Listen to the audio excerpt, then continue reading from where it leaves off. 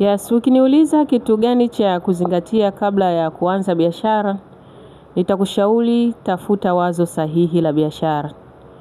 Tumekuwa na maswali mengi sana kutoka kwa watu wanaotamani kuanza biashara, wanaotafuta misingi ya biashara, lakini kitu kikubwa ambacho wanachokizingatia ni kiasi gani cha msingi nitakachokiweka, maybe 100,000, na nitengeneze faida ya kiasi gani. Kwa hiyo asilimia watu wengi sana wanafikiri kwamba msingi ndio kigezo kikubwa cha yeye kupata faida kubwa au ndogo. Kumbe ni kitu ambacho sio cha kweli. Laiti kama misingi ingekuwa ndio kigezo katika kufanikiwa kwenye biashara, tungekuwa na matajiri wengi sana kwenye biashara. Biashara ni huduma au bidhaa.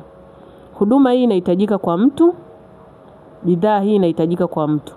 Kwa hiyo kabla ya kuanza kufikiria kwamba unatafuta msingi wa kufanya biashara, kama kweli unataka kufanya biashara ambayo itakayoleta tija, lazima uzingatie wazo sahihi la biashara.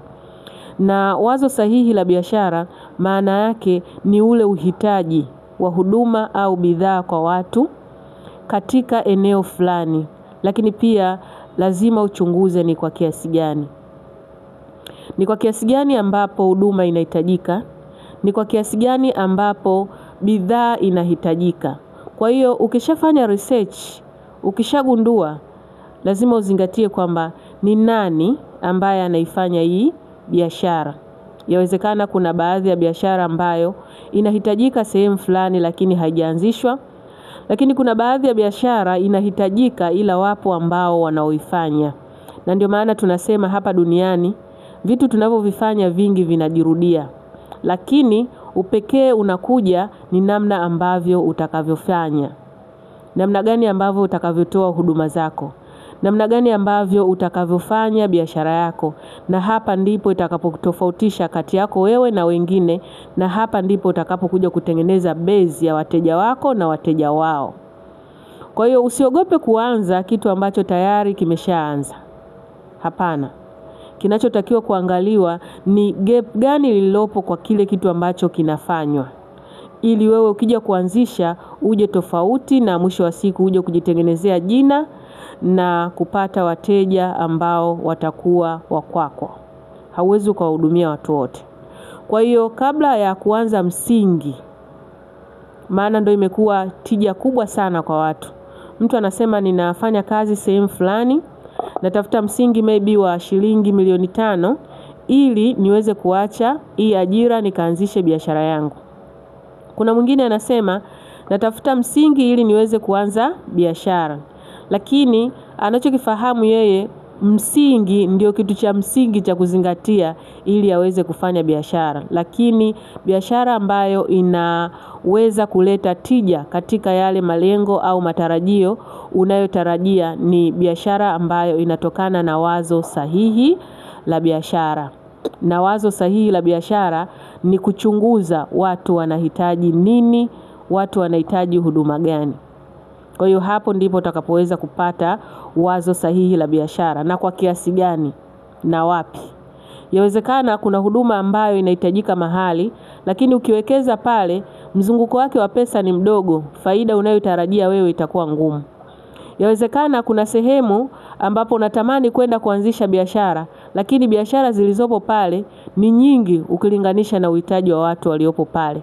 Na ndio maana tunaona kuna pesa nyingi sana zinazikwa kwenye misingi.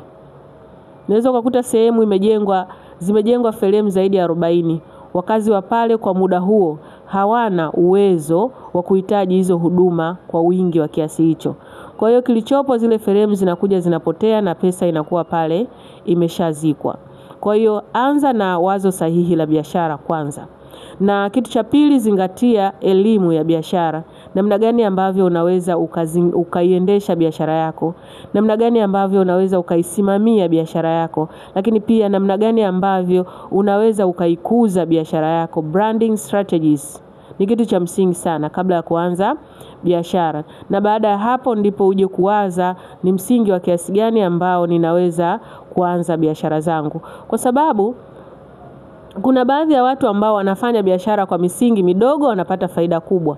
Na kuna baadhi ya watu ambao wamewekeza misingi mikubwa kwenye biashara ambazo wanapata faida na wengine hawapati kabisa. Na kuna wale mawinga ambao wanafanya biashara pasi na kuwa na duka wala msingi. Kwa hiyo uhitaji wakati mwingine ni kitu cha msingi. Lakini pia na uaminifu. Baada ya hapo ndipo utapokuja kufikiria swala zima la msingi wa kiasi gani ili uweze kuwekeza. Kwa hiyo hakuna guarantee kwamba nikiwekeza msingi wa milioni 5 ninaweza nikapata faida ya 200,000 kwa siku. Nikiwekeza msingi wa 300,000 ninaweza nikapata faida ya 10,000 kwa siku.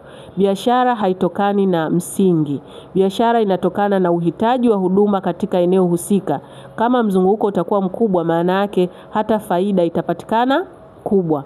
Kama mzunguko utakuwa mdogo, maana yake hata faida ambayo utakayoipata katika biashara hiyo lazima itakuwa ni ndogo. Kwa hiyo hivi ndivyo vitu vya msingi vya kuzingatia kabla ya kuanza biashara yote. Kwa hiyo kwa mahitaji ya huduma za madarasa mbalimbali kuhusiana na masuala mazima ya digital marketing, financial education, business education, personal development education, usiache kusubscribe channel yangu ya YouTube inayojulikana kwa jina la Fursa Classes, lakini pia usiache kunifollow kwenye peji zangu za Instagram pamoja na Facebook kwa jina la Fursa Classes. Fursa Classes tunasema we are empowering your minds for a better future. Karibuni sana.